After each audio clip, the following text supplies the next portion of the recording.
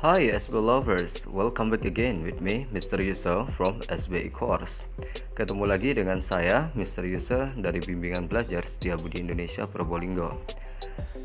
Pada kesempatan kali ini saya akan mencoba menjelaskan tentang salah satu soal TOEFL ya. Oke, langsung saja ke pertanyaannya di situ.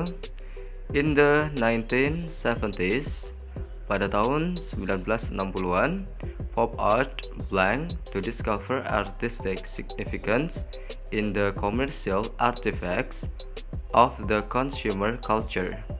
Oke, di situ pilihannya ada shaking, ada shake, ada hazard, ada shot ya. Untuk mengerjakan soal TOEFL, kalian harus mencari ciri-cirinya. Jadi seperti itu.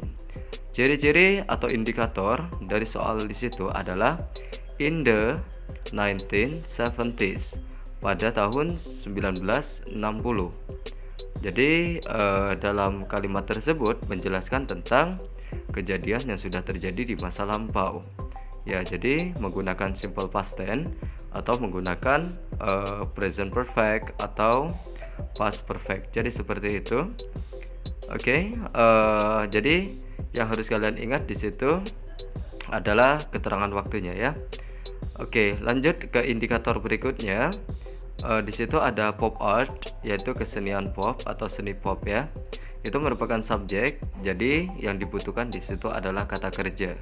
Di situ yang A ada seeking, verb 1 ditambah dengan ing yang menjelaskan tentang sedang.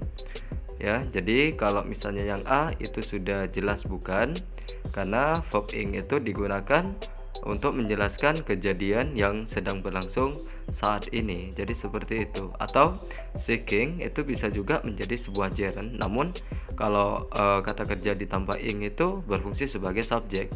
Namun di situ sudah ada subjek. Jadi pilihan yang A itu tidak tepat ya. Kalau misalnya yang B di situ to seek itu juga tidak cocok. Karena apa? Tidak ada kalimat dalam bahasa Inggris yang mana di situ subjek kemudian diikuti oleh to infinitive ya. Nggak ada di situ. Dalam simple present itu biasanya setelah subjek itu diikuti oleh verb 1 yang ditambah dengan s ataupun is. Jadi yang B itu sudah jelas salah ya.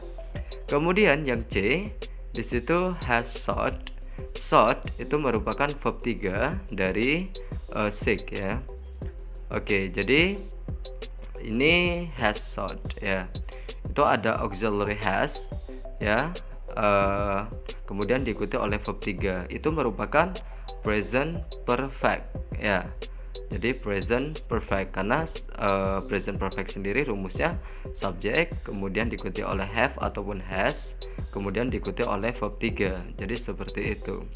Namun di situ yang perlu kalian tekankan adalah kalau present perfect yang fungsinya untuk menjelaskan kegiatan di masa lalu, namun di situ waktunya tidak spesifik atau tidak dijelaskan.